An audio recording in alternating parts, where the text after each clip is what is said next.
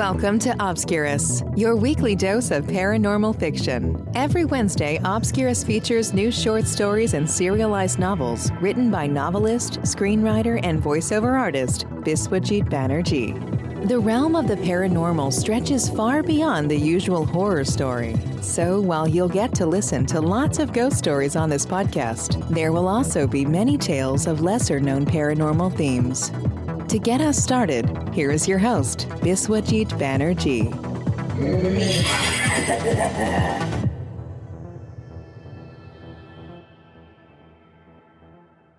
Hello and welcome to Obscurus. I am your host, Biswajit Banerjee. Today's episode is about the possible appearance of the personification of death. Before I start the story, I would like to invite you to my website biswajitbanerjee.com. All Obscurus episodes and their transcripts are available there. If you have been following this podcast, then you might be aware of obscurus.buzzsprout.com, my dedicated website for this podcast. Apart from all the Obscurus episodes and their transcripts, you will also find chapter markers there for easy navigation. Let's now begin the story. A girl spots a strange figure in her hostel room. She believes it to be the personification of death and thinks she will soon die. What's the truth?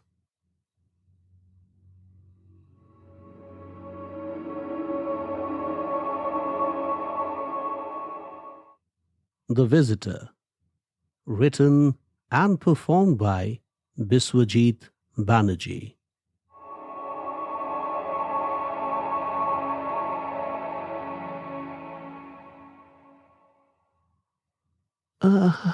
Not again, Akanksha whispered as the pain reappeared in her lower abdomen. With only a couple of weeks left before the examination of the last semester, she couldn't afford to lose any more time. Her studies had already suffered a great deal because of the medical treatment. Just when she ought to have attended classes regularly and focused harder on exam preparations, the pain got unbearable. Akanksha was forced to miss college for about 3 weeks for medical procedures. A plethora of tests were performed. The doctors ruled out possibilities such as dysmenorrhea, fibroids, ovarian cysts, and endometriosis. Finally, they ascribed the pain to possible inflammation caused by lack of sleep. "Look, you work too hard, Akanksha," Dr. Abhay Gupta had said. "Getting high scores at the cost of your health is not a good idea. So I suggest you get yourself some good sleep, no less than 8 hours every night, under any circumstances. Remember that." Going against the doctor's advice, she had been sleeping less again for the last few nights. With so much ground to cover, following a strict sleep regimen wasn't easy. With notes scattered across the table, she leaned back in her chair, with her hand on her stomach. The pain was growing. She looked up at the ceiling with her neck on the top slat of the chair and closed her eyes. Waves of agony moved upwards as a grunt escaped her mouth. There was little choice. She had to take another painkiller. Although Dr. Gupta had advised her not to take painkillers indiscriminately, the unending suffering had forced her to consume scores of pills over the last week or so. When did she take the last analgesic tablet? She tried to remember the exact time. Around 10 p.m. it was. So not even 3 hours had passed since she last took medicine. Ideally, she should wait for another 3 hours before taking the next pill. But the pain was getting worse. Another 5 minutes of wait would be the right thing to do, she reasoned. The rustling of papers on the table drew her attention away from the pain for a moment. Why were her notes moving?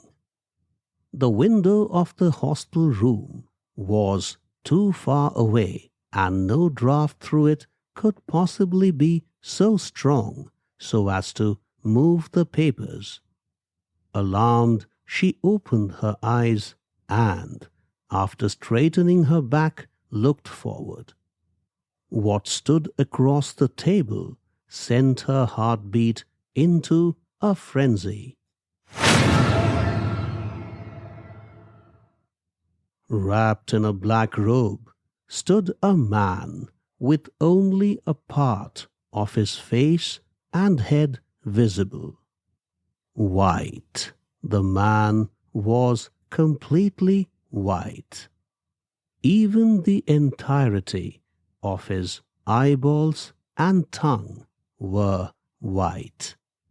And it was no ordinary white.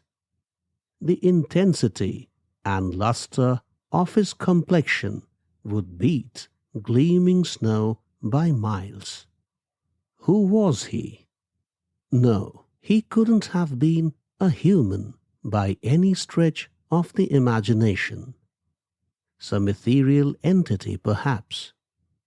Maybe the devil himself.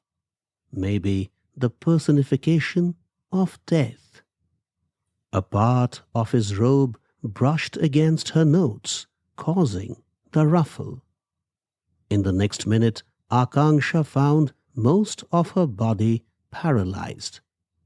There was no way she could move a limb. "Spirit, I have come for the spirit," the entity said, making more of his white mouth visible. In her 20 years of life, Akanksha had never heard a voice like it. The breathy words seemed to come from an unearthly dimension. If she had had to deal with the ghastly entity for even a little longer, her heart would have stopped. In the next moment, however, the robed man turned translucent and then vanished into thin air. Minutes passed by as she struggled with the numbness of her body. When she felt a little better, she tried to wake up Spriha, her roommate, a PhD student enrolled at the same university. "Spriha," Akanksha said. What she uttered was like a mumble, too feeble to awaken her friend. She tried several times, but all she managed to do was let out some inaudible whispers. Strength returned to her limbs in some time. The pain in her stomach had subsided, but her body felt stiff and heavy. With a lot of difficulty, she stood up and strode over to Spriha's bed. Akanksha failed to keep her balance when she tried leaning over the bed and fell on her sleeping friend, who got up with a start. Eat it, Akanksha. Spriha said, placing a bowl of cornflakes on the dining table. I don't want to have anything. Stop behaving like a toddler. No food, no sleep. You won't last long like this. That's already common knowledge. What's so new about it? What are you talking about? I'm not sure how long I will last anyway, Spriha. How can you tell? I could die in the next moment. Oh, come on. Nothing has happened to you. All your reports are normal. The best of doctors said the abdominal pain is a result of lack of rest. But of course, if you decide not to eat or sleep, then you could be in trouble. No, it's not that simple. Can't you understand what the appearance of the personification of death means? Don't talk like a child. The entity was standing right there, across the table, just a few hours back. It is here to take my spirit away. Don't you believe me, Spriha? Yes, I believe you saw something, but I also know what you saw was nothing more than a construct of your mind. A hallucination, you mean? Right. It was a hallucination caused by lack of sleep. What can be expected if you maltreat your body like this? Well, it is easy for you to trivialize my experience. Listen, I will call up Dr. Abhay Gupta in a while. Let's see what a professional has to say. But how will I study if I begin revisiting the doctors? In any case, you are in no position to study, Akanksha. The ghosts of your head will not let you. Later in the day, the two girls visited Dr. Satish Dikshit, one of the best psychiatrists in the city, on Dr. Gupta's recommendation. Why do you think the figure you saw was death personified? Dr. Dikshit asked. Well, it looked like him, Doctor. Akanksha replied. Spriha reacted. Dr. Dikshit smiled as his gaze drifted from Spriha to Akanksha. Akanksha, you are speaking as though you know how death looks, Dr. Dikshit said. Doctor, I have what you may call a general idea. Well, you mean you have a general idea of how he looks? You could say that, Doctor. And from where did you pick up this general idea? What is the source? Is it your imagination? The figure looked like the personification of death from the movie The Seventh Seal. Mm-hmm.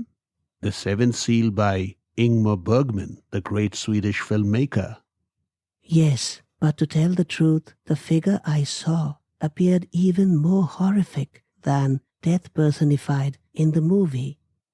Do you like Ingmar Bergman's films, Akanksha? Absolutely. I am a huge fan of Bergman. Someday, I may do a PhD on his films. Good to know about your plans. How many times have you watched The Seventh Seal? 5 or 6 times? Okay, so you have practically internalized the image of the personification of death from the movie. I am not sure of that, Doctor. That's exactly what has happened, Akanksha. Before the two of you came to see me, Dr. Gupta had sent your reports to me. Do you know how unkind you have been to your body? Sleep deprivation can kill. But... Hear me out. What you witnessed last night was nothing more than a projection of your mind. As you say, the pain in your lower abdomen had reappeared for the 3rd time during the day, and naturally you were quite upset. From what you said, I can make out that deep down in your mind you believe that the doctors who checked you over were all wrong. The pain, you think, is due to some affliction the doctors couldn't detect. Unfortunately, your subconscious mind has also begun to believe that the pain is an indication of imminent death. Now you can connect the dots. The pain record and your mind immediately linked it with death. That's why it projected a symbol of death before you. Your mind hasn't been too original about the projection though. What your psyche did was to pick up a likeness of the personification of death you had stored in your memory resources from the movie. Doctor, the figure also spoke.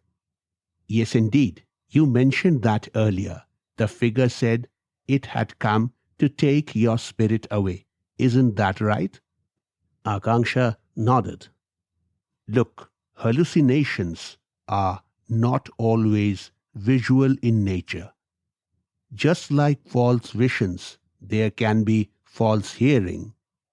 In medical parlance, we call them auditory hallucinations. So, you are suggesting what I heard the figure say was an auditory hallucination? Indeed, your mind sourced both the false picture and the sound. The personification of death and his words were nothing but visual and auditory hallucinations. Thank you so much for explaining it so well. Spriha said with a big smile. I have been trying to explain the same things to her since this morning in a layman's language. She is blessed to have a roommate like you, Spriha, Dr. Dikshit said. but it is good you thought to seek professional help. I hope what I have explained will help you, Akanksha. Yes, doctor, your words are very comforting indeed, Akanksha said. Are you sure? I am. Akanksha nodded again. As advised by Dr. Dikshit, Akanksha took a good amount of rest over the next 2 days. Now, with a limited time to study, she only brushed through some of the important topics.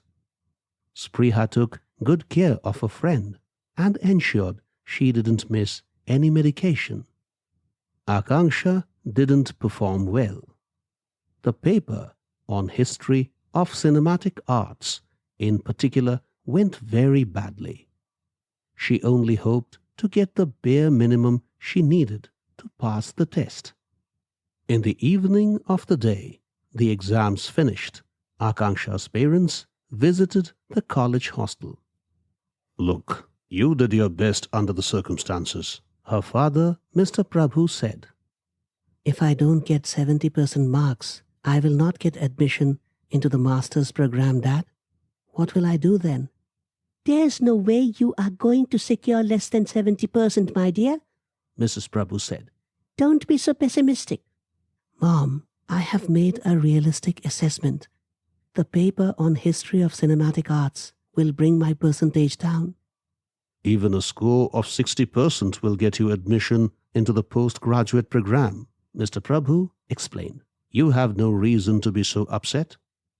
"Not in this university, Dad. Are you suggesting that I should join some stupid private university?" Excuse me for intruding your talks. Spriha said as she set a tray down on a table and offered tea and snacks to Mr. and Mrs. Prabhu. You must not be unreasonable, Akanksha. There are many other universities you can barge into even with 60% marks. Many of them are reputable ones. And remember, not all private universities are bad. Thank you, dear. Mrs. Prabhu said with a smile as Spriha passed on a steaming cup of tea to her. I wish your friend was more reasonable like you. "What are you trying to say, Mom?" Akanksha protested. "That I'm a dud or something?" No, I didn't mean that. "You two are in the habit of making such demeaning comments about me." That's no way to talk, Akanksha. Spriha reacted as she pulled a chair over and sat down. I'm sure Mrs. Prabhu didn't intend to demean you. Let's wait for the results, Mr. Prabhu said, sipping tea. Let's not get into a spree of speculations. We will cross the bridge when we get to it. What do you say, Spriha? Absolutely. You are spot on, Mr. Prabhu. Did you see that thing again, dear? Mrs. Prabhu asked. What? Akanksha responded. That robed figure. Don't treat me like a 5-year-old, Mom. Over-concern on your part is so irritating. Have you gone crazy, Akanksha? Don't be so rude. Spriha observed. We are only trying to help you. Mr. Prabhu smiled. Such questions don't help, Dad. They make me feel low. Let me deal with my own issues. All your mom asked was if you saw that figure again. What is so offensive about that question? Oh, come on, Dad. Can't you sense how a question like that makes you feel stupid? But that hallucination did disturb you, didn't it? Yes, Dad, it did. But raising that matter again and again doesn't help me in the slightest. Every time Mom calls me, she asks if I saw the figure. Even if I try to put the ugly thing behind me, she will not allow it. Well, your words don't surprise me, dear, Mrs. Prabhu said. You wouldn't understand a parent's concern. Okay, I guess we should leave now. Mr. Prabhu squeezed his daughter's hand. Take care and do not skip taking your medicine. Don't worry, Mr. Prabhu. I'm taking care of that. Spriha gave a reassuring smile. We can't thank you enough, Spriha. You are such a darling. Mrs. Prabhu lovingly touched her head. Take care, girls. We should be on our way now. Otherwise, we will miss the train. Bye, Dad. Bye, Mom. And I'm sorry. Relax, my dear. Everything will be fine. After an anxious month of wait, the exam results came out. Akanksha secured 71%, just about enough for getting admission to the master's program. Yes, Mom, it is 71%, she said to her mother on the phone. Congratulations, dear. I knew you would do well. This is not a very good score, Mom, but I am not too unhappy. There are no reasons to be unhappy, dear. Given your circumstances, you have done a wonderful job. Talk to your dad. Hearty congratulations, my darling. Mr. Prabhu spoke from the other end. Thank you, Dad. Before you start your postgraduate program, pay us a visit in the countryside. Also, bring your friend along. Yes, Dad, I will. Their party continued well beyond midnight.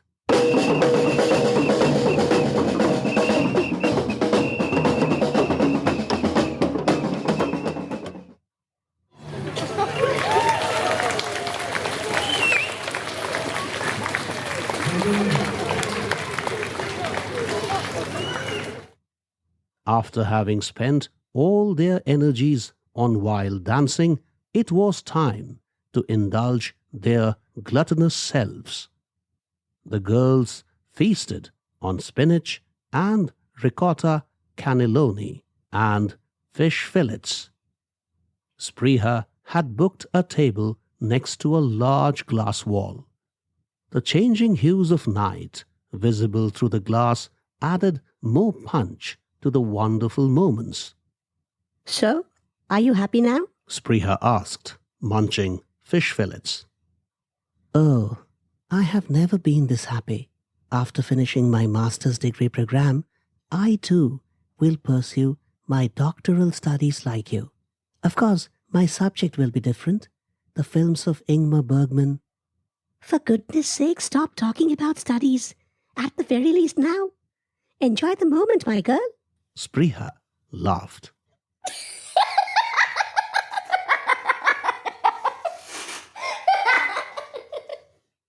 Akanksha laughed too.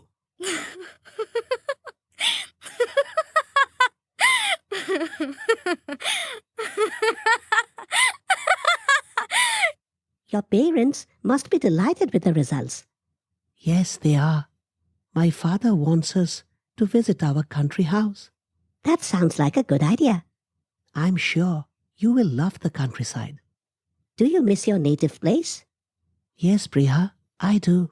It's quite a different world out there. Beautiful it must be, and peaceful too. Indeed. So, tell me, does the noise of the city bother you? The noise around must be quite a contrast to the peace at your native place. To tell you the truth, this noise is also not that bad. It has its own charm, don't you think so? What did you just say? The noise has its own charm. Impossible. You just sounded like one of my ex-boyfriends. Really? Yes, he said the exact same words. But Spriha, did I hear it wrong, or did you actually use the expression one of my ex-boyfriends? Well, you didn't hear it wrong. Can I ask you? You want to ask me how many boyfriends I have had? Well, you don't have to tell me if you don't want to. There's no secret about it. 5, to be honest. 5. Yes, you find that too many? Akanksha laughed in response. Tell me, what is your count? I haven't had a boyfriend so far. Oh, what a pity. But why? Aren't there good-looking boys in the countryside? Well, there are for sure. Then why didn't you? Oh, well, I know why you never had a boyfriend. All you must have been concerned with was your studies.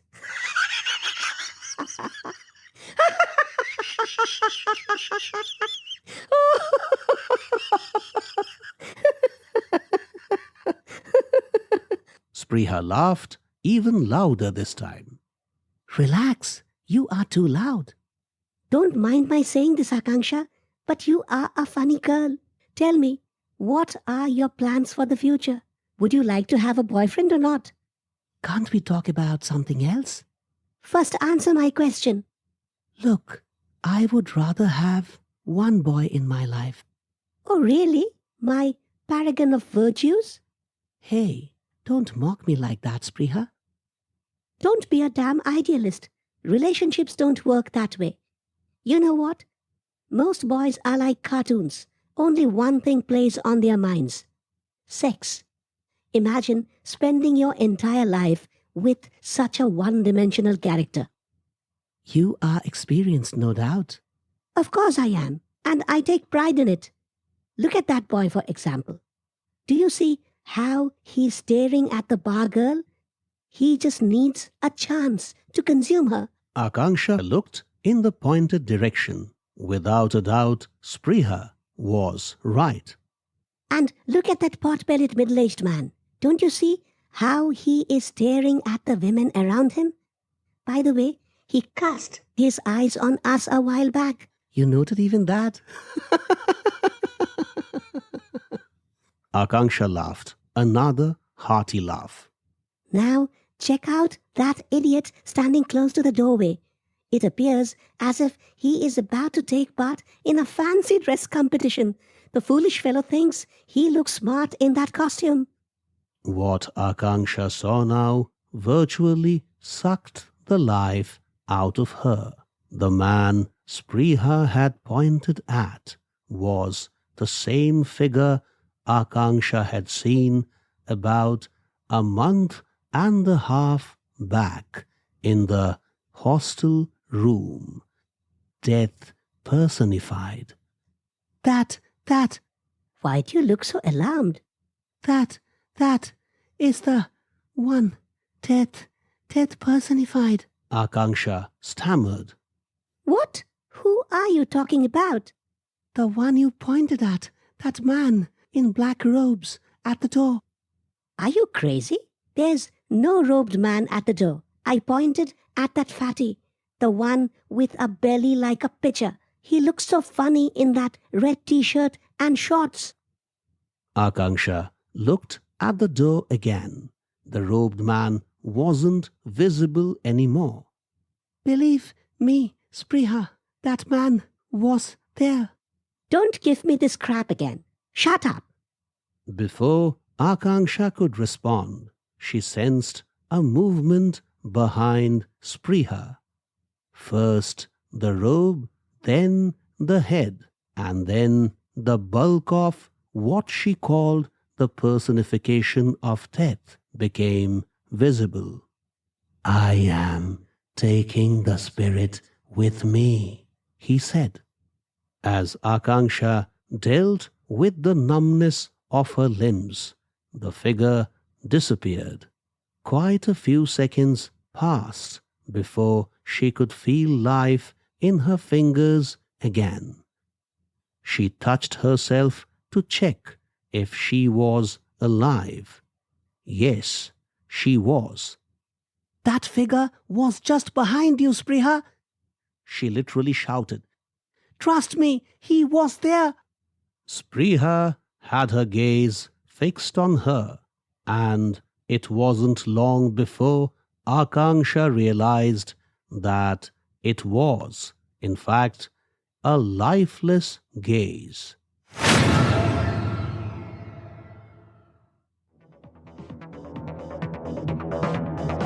Thanks for listening to Obscurus. If you like what you heard, please subscribe and visit biswajitbanerjee.com for more information about Biswajit's books, movies, documentaries, and other creative pursuits. We shall see you next Wednesday with another episode of Obscurus. Till then, take care.